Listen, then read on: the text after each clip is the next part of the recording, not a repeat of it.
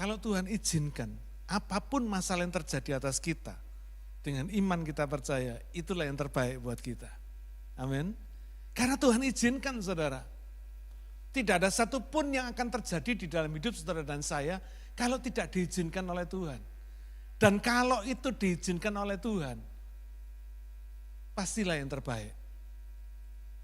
Terlepas dari kesalahan kita ataupun apa, tapi saya percaya, kalau Tuhan izinkan terjadi atas kita, percaya, itu yang terbaik.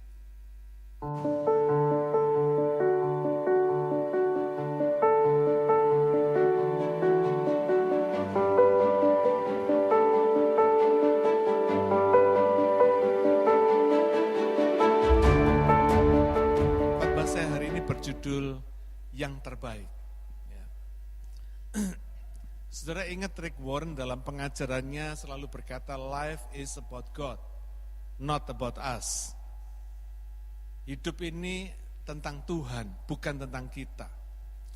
Karena memang Allah itu kekal, saudara. Dalam Wahyu 22 ayat 13 dikatakan, aku adalah Alfa dan Omega, yang pertama dan yang terkemudian, yang awal dan yang akhir. Saudara, Allah yang mengawali dan Allah juga yang mengakhiri hidup ini dengan segala sesuatu yang ada di dalamnya. Nah, banyak orang Kristen meskipun sudah lama ikut Tuhan tapi sering melupakan prinsip yang penting ini. Bahwa hidup ini bukan tentang kita, bukan tentang us, bukan tentang diri kita sendiri tapi tentang Tuhan. Ini yang sering dilupakan. Akibatnya mereka melakukan apa yang mereka mau, bukan melakukan apa yang Tuhan mau mereka lakukan. Mereka menjadi seperti apa yang mereka mau, bukan seperti apa yang Tuhan mau.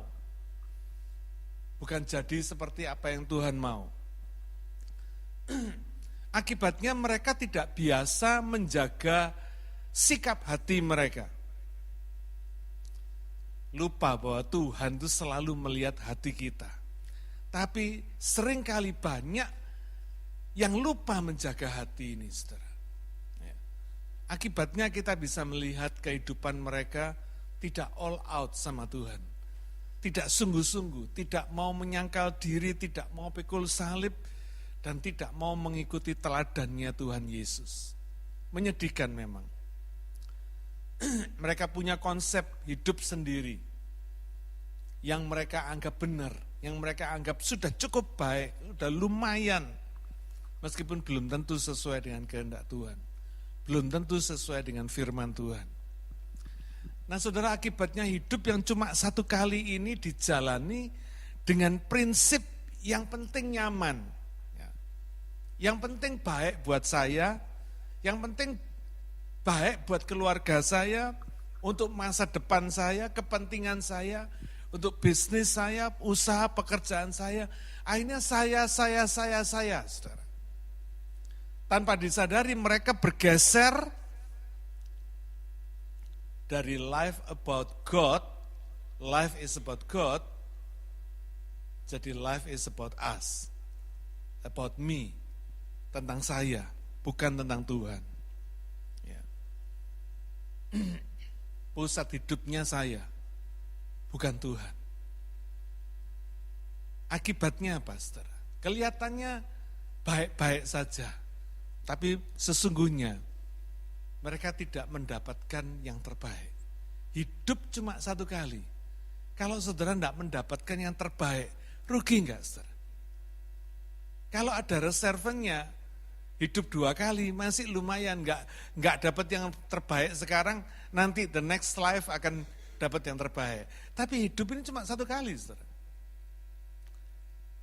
Jadi jangan pernah izinkan saudara meninggalkan dunia ini tanpa mendapatkan yang terbaik. Sedangkan yang terbaik itu Tuhan sudah sediakan. Nah, bagaimana mendapatkan yang terbaik dalam hidup ini? Konsep mendapatkan yang terbaik dalam hidup ini penting sekali. Ya. Penting sekali, karena itu kita mau belajar tentang hidup yang terbaik, mendapatkan yang terbaik ini dari Stefanus. Di dalam Kisah Para Rasul kitab Kisah Para Rasul tulisan dari Lukas. Mari kita baca. Kitab Kisah Para Rasul pasal 6 ayat yang ke-8 sampai yang ke-12. Dan Stefanus yang penuh dengan karunia dan kuasa mengadakan mujizat dan tanda-tanda di antara orang banyak. Tetapi tampillah beberapa orang dari jemaat Yahudi yang disebut jemaat orang Libertini.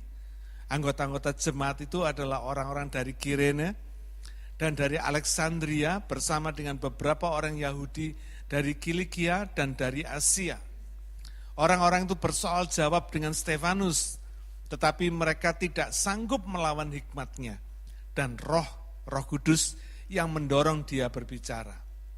Lalu mereka menghasut beberapa orang untuk mengatakan, kami telah mendengar dia mengucapkan kata-kata hujat terhadap Musa dan Allah.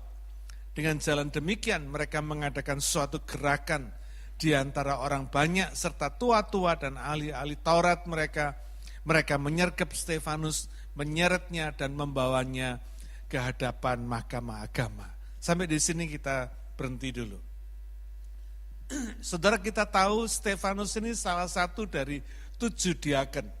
7 orang yang dipilih oleh para rasul pada waktu itu dari antara jemaat mula-mula untuk melayani meja. Saudara masih ingat ya, khotbah saya yang lalu ya.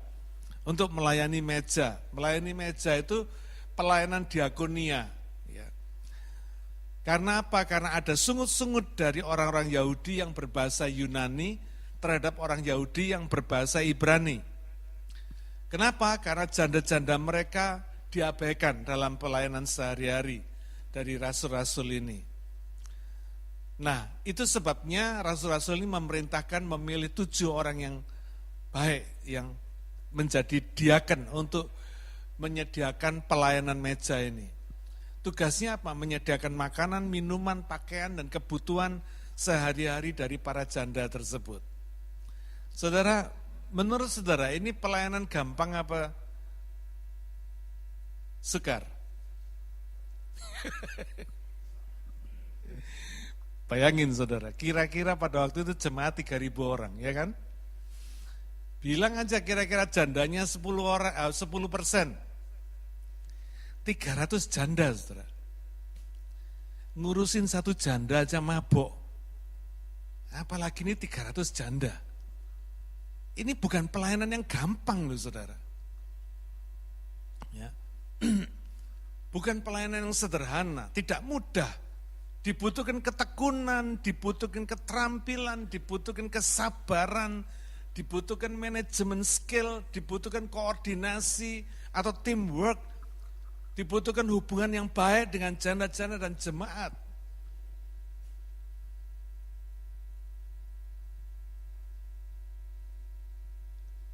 Ini satu pelayanan yang spesial. Ya. Tidak diceritakan berapa lama Stefanus melayani meja, enggak diceritakan. Tapi yang ditulis di kitab Kisah Para Rasul ini, akhirnya Tuhan menggenapi janjinya di dalam hidup Stefanus. Janji di Matius 25 ayat 21. Karena hambanya baik dan setia, maka Tuhan mengaruniakan kepada hambanya yang setia ini, yang setia dalam perkara kecil, tanggung jawab dalam perkara yang lebih besar. Kesetiaan Stefanus melayani meja membuat Tuhan mengaruniakan tanggung jawab yang lebih besar. Enggak tanggung-tanggung, karunia dan kuasa membuat mujizat dan tanda-tanda ajaib. Wah, dahsyat ya. Saudara bisa bayangin ya, dari pelayanan sederhana kelihatannya dalam tanda petik melayani meja, tiap hari ngurusin janda ngomel, saudara ya. Pasti saudara, bayangin aja 300 janda saudara, diurusi kebutuhannya setiap hari, makanan, minumnya, pakaian, segala kebutuhan sehari-harinya. Pasti banyak kena omelan. Tapi Stefanus ini orang yang setia. Akhirnya Tuhan angkat dia. Tuhan berikan tanggung jawab lebih besar. Bikin mujizat dan tanda-tanda. Wow, dahsyat ya. Stefanus pasti makin populer. di kalangan jemaat. Pasti. Tapi kira-kira makin enak enggak, saudara? Orang populer itu seperti orang yang disorot spotlight. Makin diterawang, makin dilihat, seperti orang yang makin tinggi. Angin makin keras, saudara. Tantangan cobaan makin besar. Akhirnya karena Stefanus makin populer, makin diangkat, makin dimuliakan Tuhan, banyak orang iri. Yang jadi musuhnya Stefanus bukan penjajah Romawi, tapi jemaatnya sendiri. Bayangin, ada jemaat disebut di sini sebagai jemaat Libertini. Ya. Jemaat Yahudi, orang Yahudi, persis seperti yang dialami Yesus. Dia dimusuhi bukan cuma oleh penjajah, tapi oleh bangsanya sendiri. Nah, jemaat orang Libertini ini adalah orang-orang keturunan Yahudi yang tahun 63 sebelum Masehi dibawa ke Roma oleh Jenderal Pompeius pada waktu itu. Pompeius Magnus. Orang-orang Yahudi ini dibawa ke Roma, dijual sebagai budak, dan akhirnya dimerdekakan. Nah, orang-orang ini disebut jemaat Libertini, kembali ke Yerusalem menjadi jemaat mula-mula pada waktu itu. Jemaat Libertini. Mereka ini berkoalisi dengan jemaat dari Kirene, Alexandria, Kilikia, dan Asia. Mereka ini rupanya tidak mau kalah sama Stefanus. Ingin populer juga seperti Stefanus. Mereka bersoal jawab, berdebat dengan Stefanus. Tapi akhirnya mereka tidak sanggup melawan hikmatnya Stefanus. Tidak sanggup melawan kuasa Roh Kudus yang mendorong Stefanus berbicara. Nah, ketika kalah debat, mulai enggak terima mereka. Ya. Mereka menghasut beberapa orang. Saudara, ini ciri-cirinya. Ya. Ciri-ciri pekerjaan setan itu selalu bekerja mulai dari beberapa orang, dari satu kelompok, lalu menjalar ke kelompok yang lain. Ya. Untuk bikin fitnah, mereka menghasut orang-orang untuk bikin fitnah, bahwa kami telah mendengar dia mengucapkan kata-kata hujat terhadap Musa dan Allah, ayat yang ke-11. Di dalam ayat yang ke-13-14, orang-orang ini bersaksi palsu dengan berkata orang ini, Stefanus, terus-menerus mengucapkan perkataan yang menghina tempat kudus dan hukum Taurat. Sebab kami telah mendengar dia mengatakan bahwa Yesus, orang Nazaret itu akan merubuhkan tempat ini dan mengubah adat istiadat yang diwariskan oleh Musa kepada kita. Ayat 13-14. Saudara perhatikan. Ya. Akibatnya fitnah seperti ini menimbulkan satu gerakan politis di antara orang banyak dan tua-tua dan ahli-ahli Taurat. Ya.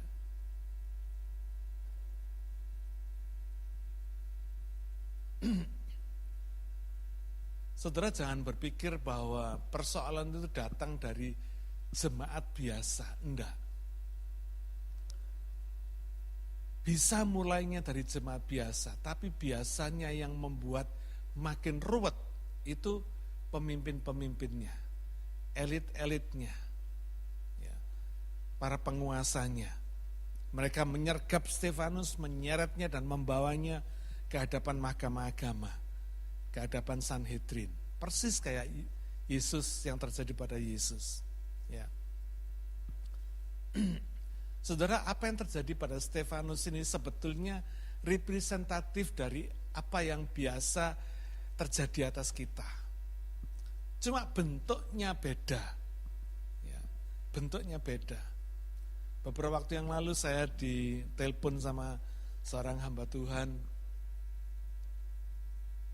dari kalangan persekutuan hamba Tuhan Indonesia di Sydney ini. Saya memang jarang bergaul sama mereka, saudara. Karena setiap kali saya bergaul, tempo hari ya, lama sekali, saya mendengarkan ini itu yang bagi telinga saya tidak menyenangkan, tidak membawa damai sejahtera.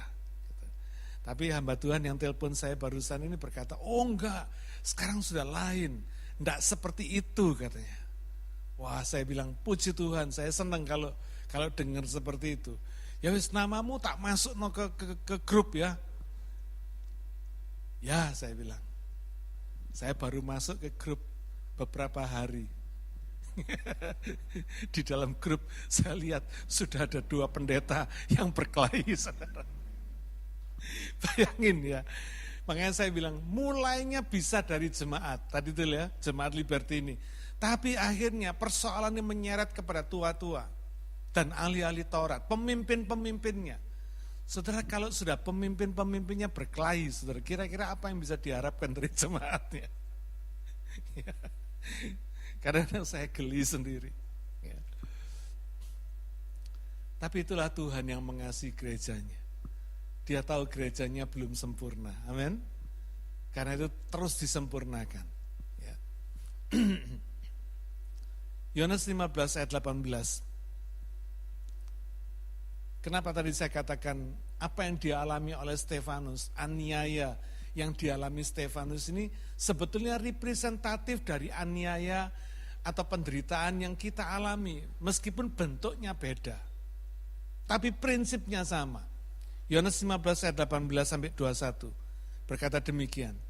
Jikalau dunia membenci kamu, ingatlah bahwa ia telah lebih dahulu membenci aku daripada kamu. Sekiranya kamu dari dunia, tentulah dunia mengasihi kamu sebagai miliknya. Tetapi karena kamu bukan dari dunia, melainkan aku telah memilih kamu dari dunia, sebab itulah dunia membenci kamu. Ingatlah apa yang telah kukatakan kepadamu, seorang hamba tidaklah lebih tinggi daripada tuannya.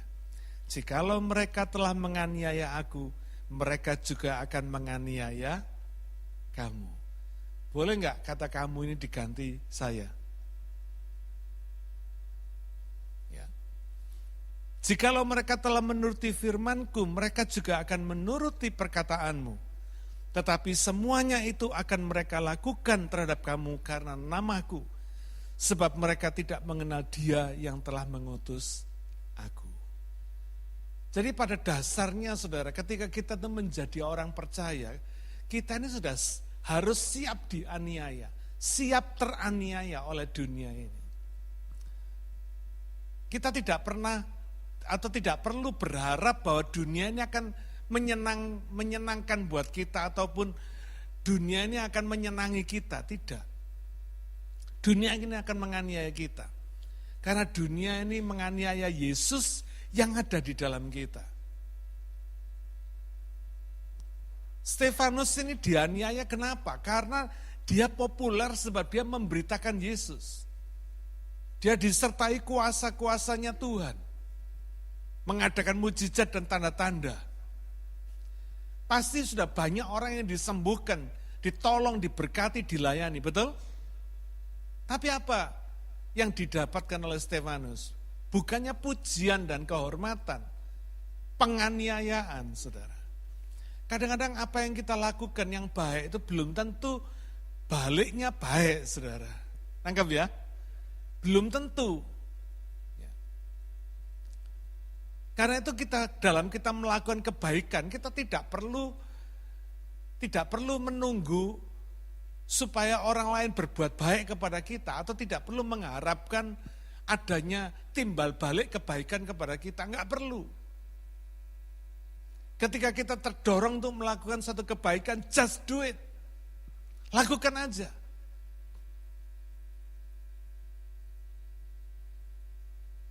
Lakukan aja. Ketika kita tidak mengharap, kita tidak akan pernah kecewa. Amin. Tapi ketika saudara mengharap, ketika saudara melakukan satu kebaikan, lalu saudara berharap supaya orang yang saudara layani, yang saudara baiki ini berterima kasih kepada saudara, dan ketika dia tidak melakukan itu, tidak menghargai saudara, saudara pasti kecewa. Enggak. Saya belajar melakukan kebaikan tanpa motivasi dapat kebaikan balik. Enggak. Kata Tuhan, kalau kamu melakukan sesuatu yang baik kepada seseorang dan dia dapat membalas kebaikanmu, apa bedanya sama orang fasik katanya? Orang fasik pun, orang dunia pun juga melakukan yang sama. Jadi bagi kita anak-anak Tuhan, mari kita lakukan kebaikan kepada siapa saja, tanpa harus memikirkan apa timbal baliknya. Amin. Ya.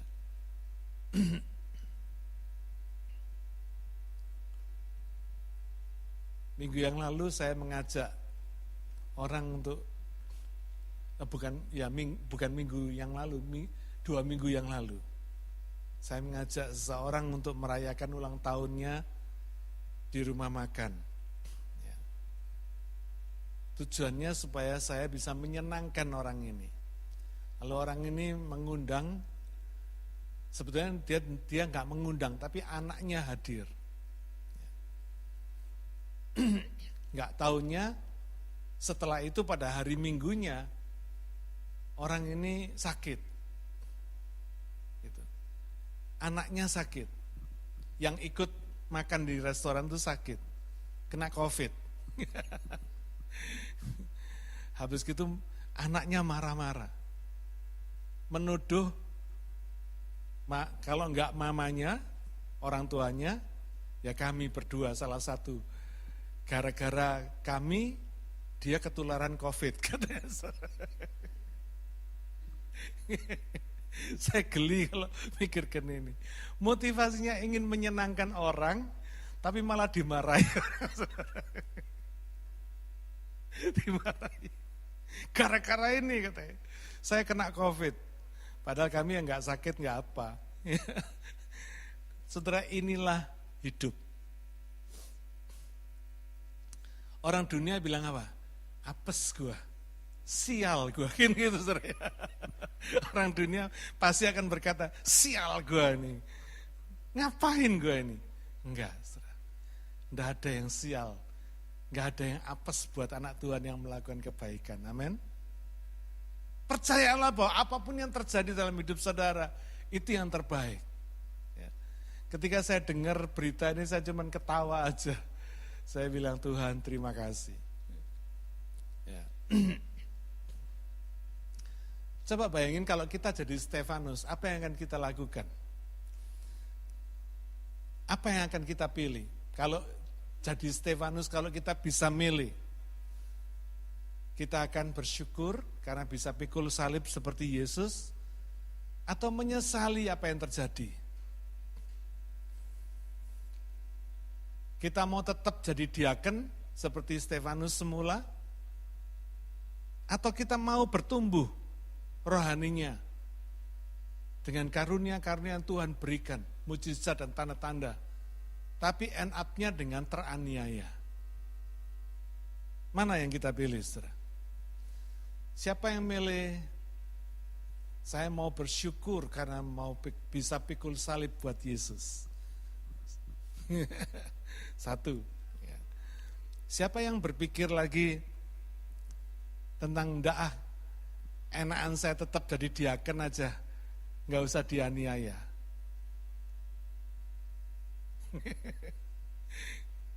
Lo ada lo saudara, ngapain gua dikasih karunia mujizat tapi akhirnya teraniaya? Kenapa gua harus populer tapi akhirnya diseret ke mahkamah agama? Tapi saudara, apapun pilihan kita pasti salah. Maka tadi saya tanya siapa yang milih ini, siapa yang milih itu. Apapun pilihan saudara, pilihan pertama atau pilihan kedua, salah semua. Kenapa? Karena pilihan itu bukan pada kita. Memberikan yang terbaik itu bukan kita, saudara. Memilih yang terbaik itu bukan kita. Tapi itu yang dilakukan oleh Tuhan, sudah pasti dilakukan oleh Tuhan. Tuhan tahu apa yang terbaik untuk kita. Dia punya otoritas atas kehidupan kita, karena itu dia selalu melakukan yang terbaik untuk kita. Dia lakukan yang terbaik tanpa minta persetujuan saudara. Tanpa kulon nuwun, tanpa minta izin saudara untuk melakukan yang terbaik. Tidak perlu, karena dia punya otoritas, dia punya sovereignty, dia punya kedaulatan. Dia pasti melakukan yang terbaik. Saudara setuju atau enggak setuju, dia pasti melakukan yang terbaik. Karena itu bagi kita, yang perlu tuh hanya percaya dan mempercayakan diri kepada Tuhan. Bahwa dia pasti melakukan yang terbaik.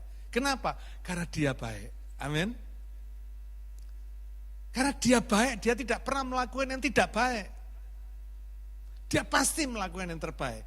Nah, inilah yang disebut iman. Mempercayai bahwa Tuhan itu baik dan mempercayai bahwa Tuhan itu selalu melakukan yang terbaik buat kita. Inilah iman.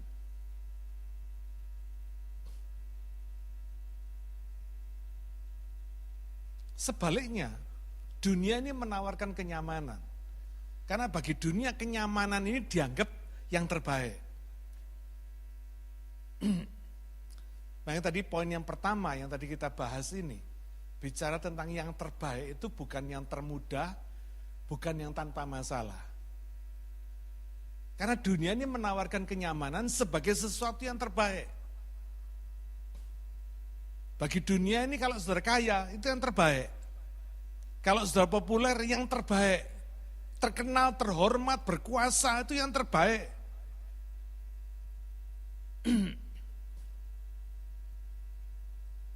Tapi apa yang terjadi?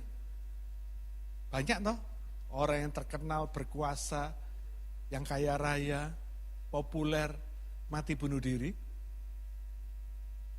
Kalau ini semua adalah yang terbaik, kenapa mereka bunuh diri? Ini membuktikan bahwa apa yang menurut dunia yang terbaik, yang disebut sebagai kenyamanan tadi itu tidak membuktikan bahwa orang bisa bahagia karena ini. Betul? Karena kenyamanan. Enggak. Buktinya banyak orang masih bunuh diri.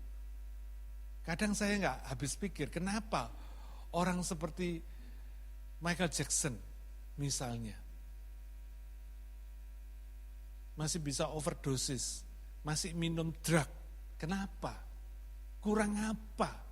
Uangnya sudah tidak ada sharingnya, saudara. Popularitasnya seluruh dunia, mulai dari anak kota sampai anak desa, semua kenal semua Michael Jackson. Gayanya ditiru semua. Zaman saya dulu Elvis Presley terkenal dengan luar biasa sekali. Tapi ternyata apa yang dikatakan dunia sebuah kenyamanan, yang terbaik tadi itu tidak bisa membuat orang bahagia.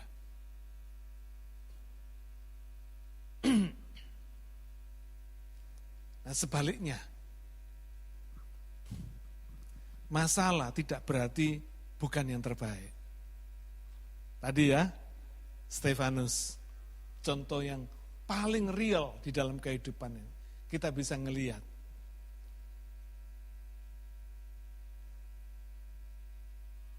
Tuhan seolah-olah membawa Stefanus masuk ke dalam keadaan yang penuh dengan aniaya.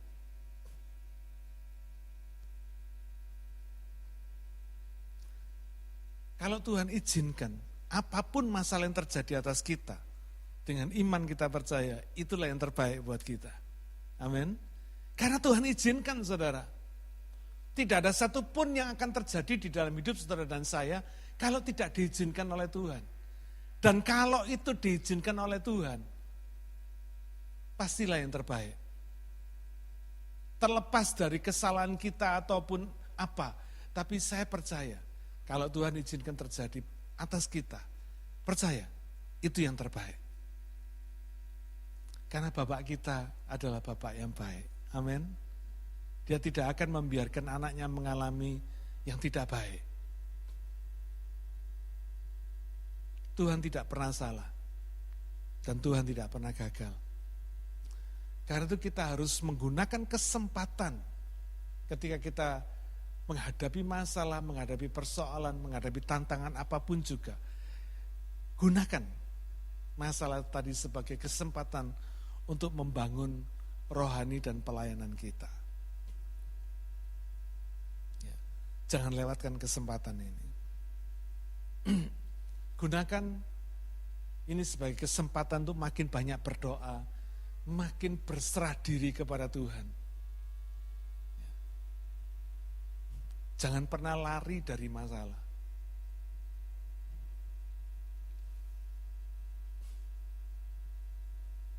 Karena masalah itu adalah alat didikan Tuhan yang diberikan kepada kita karena Dia memberi yang terbaik.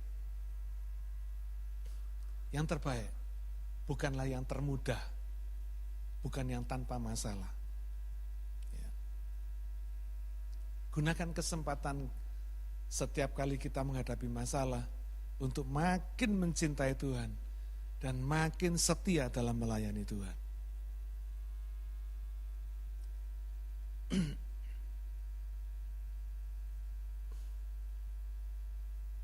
Yang kedua, aniaya adalah kesempatan terbaik untuk Tuhan memuliakan anak-anaknya. Ini luar biasa sekali. Saudara ingat Yesus dimuliakan setelah Dia naik ke atas kayu salib. Bukan pada waktu Dia bikin mujizat. Kita baca ayat yang ke-15. Semua orang yang duduk dalam sidang mahkamah agama itu menatap Stefanus, lalu mereka melihat muka Stefanus sama seperti muka seorang malaikat. Kita tahu saudara, fitnah dan kebohongan yang dilakukan berulang-ulang itu bisa dianggap menjadi kebenaran. Nah sama seperti ini, fitnah dan kebohongan terhadap Stefanus ini akhirnya lama-lama dipercaya oleh banyak orang, termasuk tua-tua dan ahli Taurat tadi. Sehingga Stefanus ditangkap dan dihadapkan ke mahkamah agama. Dan yang menarik sekali di dalam ayat yang ke-15 dikatakan, semua orang menatap Stefanus dan mereka melihat muka Stefanus seperti muka malaikat. Wow. Coba saya perhatikan, menarik sekali. Muka Stefanus berubah jadi seperti malaikat, bukan pada waktu dia bikin mujizat. Tapi pada waktu dia dibawa ke mahkamah agama. Pada waktu dia dipersekusi di muka mahkamah agama.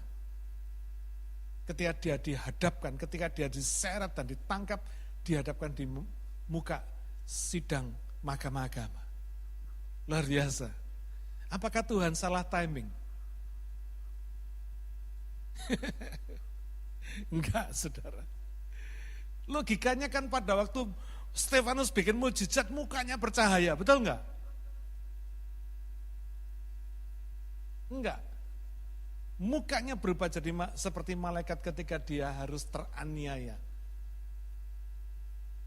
di hadapan mahkamah agama. Menarik sekali. Makanya di dalam Alkitab dikatakan ada sunat hati. Siapa yang pernah dengar istilah sunat hati? Ya, ada sunat hati. Sebetulnya itu apa yang dimaksud dengan sunat hati? Artinya kita menganiaya diri kita sendiri kan? Kalau saudara praktis, latihan. Siapa yang ikut fitness? Latihan, entah saudara latihan angkat berat ataupun latihan apa saja. Sebetulnya apa yang sedang terjadi? Saudara sedang menganiaya diri saudara sendiri kan? Tidak kuat-kuat, dipaksa, ditahan, dilatih sampai saudara kuat. Saudara sedang menganiaya diri sendiri. Akibatnya apa? Otot saudara keluar. Lemak-lemak hilang semua, berubah jadi otot semua. Saudara, ini sebetulnya pola. Ketika saudara berpuasa, saudara sedang menganiaya perut saudara sendiri supaya bisa menguasai diri, enggak makan terus, kira-kira begitu. Supaya tujuannya, ada tujuannya, menganiaya atau sunat hati ini, supaya kita ini belajar melatih diri kita. Kalau badan kita perlu dilatih dengan ikut fitness ataupun olahraga apapun juga, untuk badan ini dianiaya supaya menjadi sehat, supaya menjadi baik, supaya terbentuk dengan bagus, supaya punya otot-otot yang bagus. Demikian juga rohani kita. Perlu dianiaya. Amin. Makanya dalam Markus 8 ayat 34, Yesus berkata apa? Barang siapa yang mau mengikut aku, dia harus menyangkal dirinya, memikul salibnya, dan mengikut aku. Ini bicara soal apa? Aniaya, saudara. Menyangkal diri, apa yang saudara mau, saudara tidak lakukan. Apa yang saudara ingin, saudara tidak lakukan. Karena saudara tahu itu bukan kehendak Tuhan. Saudara hanya mau melakukan kehendak Tuhan. Meskipun daging saudara menjerit, daging saudara melawan. Tapi saudara aniaya daging ini untuk melakukan kehendak Tuhan. Kita perlu melatih rohani kita. Dengan sunat hati tadi. Dengan menganiaya roh kita sendiri. Supaya kita belajar taat kepada Tuhan. Belajar menyesuaikan hidup dan keinginan kita sesuai dengan kehendak Tuhan. Bukan sesuai dengan keinginan kita. Ya. Ketika Stefanus dianiaya, ketika mukanya berubah menjadi seperti malaikat, ini membuktikan Tuhan hadir. Tuhan hadir pada waktu itu. Tuhan mengizinkan Stefanus dianiaya di mahkamah agama. Termasuk pada akhirnya Stefanus diputuskan untuk dihukum mati dengan dirajam batu. Ya, kita bisa baca nanti dari Kisah Para Rasul pasal 7 ayat 54 sampai 60. Ketika Stefanus dirajam batu, dia menyerahkan hidupnya kepada Tuhan. Dia melihat Yesus berdiri di sebelah kanan Allah Bapa. Wow, dahsyat. Yesus yang dikatakan duduk di sebelah kanan Allah Bapa. Ketika Stefanus dirajam batu, Yesus berdiri di sebelah kanan Allah Bapa. Tuhan itu selalu memberikan penghormatan, menghargai kita yang bersedia teraniaya demi melakukan kehendak Tuhan.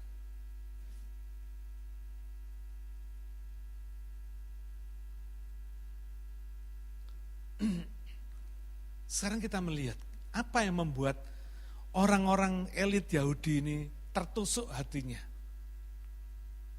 Ternyata Stefanus itu menegur dan mengingatkan mereka akan sejarah nenek moyang mereka. Kalau saudara perhatikan ya, saudara baca dalam Kisah Para Rasul pasal 7 ayat 1 sampai 53, saudara bisa melihat betapa Stefanus ini mengingatkan mereka tentang sejarah Israel.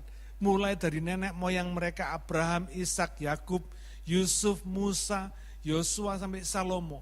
Diingatkan, Stefanus mengingatkan bahwa nabi-nabi yang dikirim Tuhan kepada nenek moyang orang Yahudi dibunuh karena mereka selalu menentang Roh Kudus. Mestinya kebenaran yang diberitakan oleh Stefanus ini kan membuat mereka sadar, betul enggak? Enggak. Kebenaran yang saudara beritakan tidak selalu bikin orang happy. Tidak selalu membuat orang berterima kasih karena saudara mengatakan kebenaran. Orang lebih suka dikasih angin surga di telinganya. Lebih happy dia. Mendengar apa yang mereka ingin dengar, bukan apa yang mereka perlu dengar.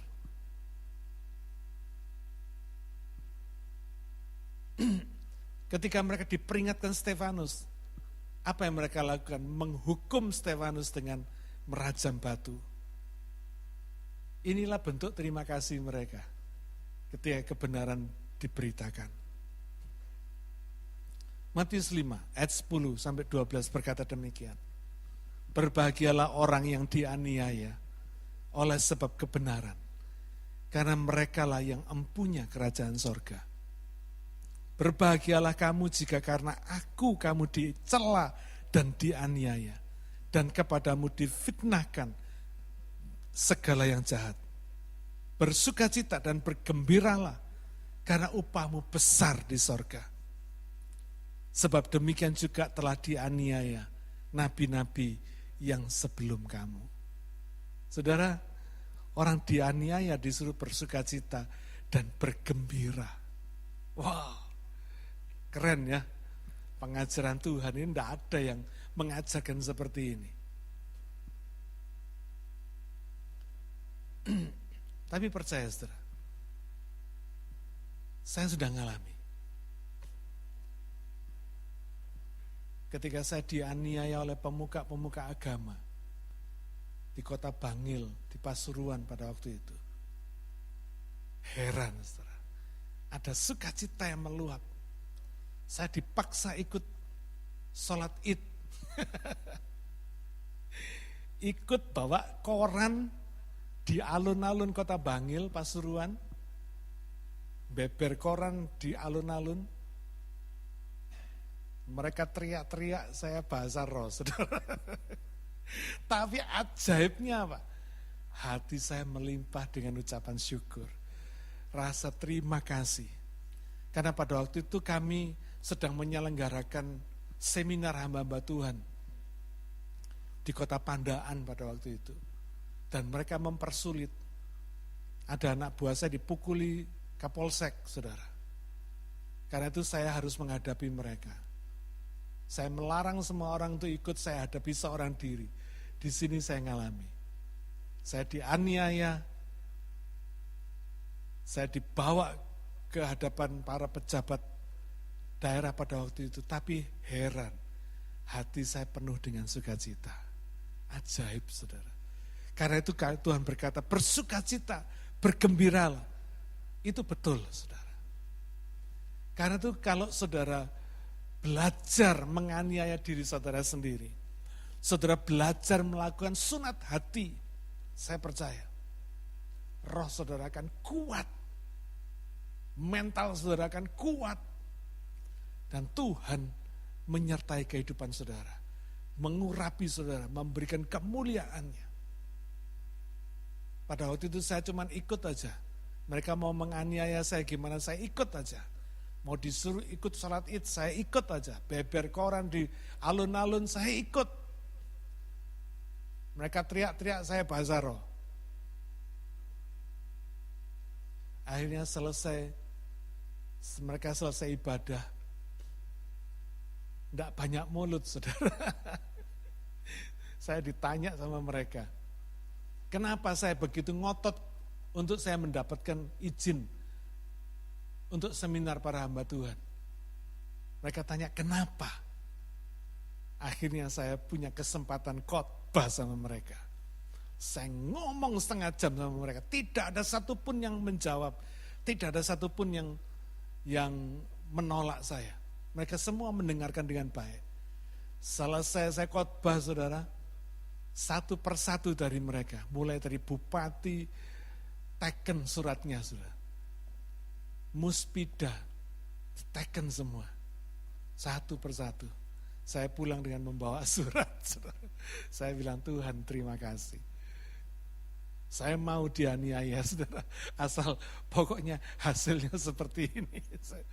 Saya bilang, Tuhan luar biasa. Karena itu jangan pernah takut. Aniaya dalam bentuk atau masalah apapun, itu adalah kesempatan bagi Tuhan untuk memuliakan anak-anaknya. Ingat tadi ya, muka Stefanus berubah jadi seperti malaikat, bukan pada waktu dia bikin mujizat, bukan pada waktu dia dikagumi, disanjung tinggi, tidak. Tapi ketika dia dihadapkan pada mahkamah agama, Sanhedrin. Ketika dia dirajam batu, Yesus berdiri menghormati Stefanus. Kemuliaan Tuhan turun. Matius pasal 5 mengatakan orang yang dianiaya adalah empunya kerajaan sorga. Wow, dianiayanya di dunia, di bumi. Upahnya kekekalan, saudara. Enggak sebanding, betul enggak? Di bumi ini cuma sementara. Upahnya kekekalan. Upah besar di sorga. Artinya aniaya itu tidak terbatas, dimensi waktunya tidak terbatas di dunia ini. Tapi dampaknya sampai kekal. Ya. Pada waktu itu, rasul-rasul atau jemaat mula-mula ini hanya muter di sekitar Yerusalem, daerah Yudea saja. Ya. Meskipun pada waktu Roh Kudus dicurahkan di Kisah Para Rasul pasal 2, dikatakan ada orang-orang percaya dari seluruh dunia ada di Yerusalem. Tapi pelayanan para rasul dan jemaat mula-mula sendiri masih seputar orang Yahudi di daerah Yerusalem saja, daerah Yudea. Belum menjangkau bangsa lain. Tapi kalau saudara baca sejarah gereja, setelah Stefanus dibunuh, mulai terjadi aniaya terhadap jemaat mula-mula. Akhirnya mereka keluar, menyebar, keluar dari comfort zone mereka, yaitu Yerusalem. Keluar dari Yerusalem, memberitakan Injil kepada bangsa-bangsa lain. Dampaknya hari ini saudara percaya Tuhan. Sampai seluruh dunia, sampai selama-lamanya. Ya. Mari saudara, jangan pernah takut terhadap aniaya apapun juga dalam hidup ini. Karena yang terbaik bukanlah yang termudah. Yang terbaik itu bukan tanpa masalah. Yang kedua, yang terbaik itu adalah kesempatan. Aniaya adalah kesempatan terbaik bagi Tuhan memuliakan anaknya. Ada alasan bagi Tuhan memuliakan anaknya. Ketika saudara dan saya berani teraniaya. Mari kita melatih diri kita, melatih roh kita untuk berani teraniaya. Menyangkal diri, berani pikul salib. Karena kita mau mengikuti Tuhan. Bukan mengikuti diri kita sendiri. Amin. Mari kita berdoa. Bapa, kami siap menerima yang terbaik dari Engkau. Meskipun kami tahu yang terbaik itu tidak selalu yang termudah. Tidak selalu yang tanpa masalah.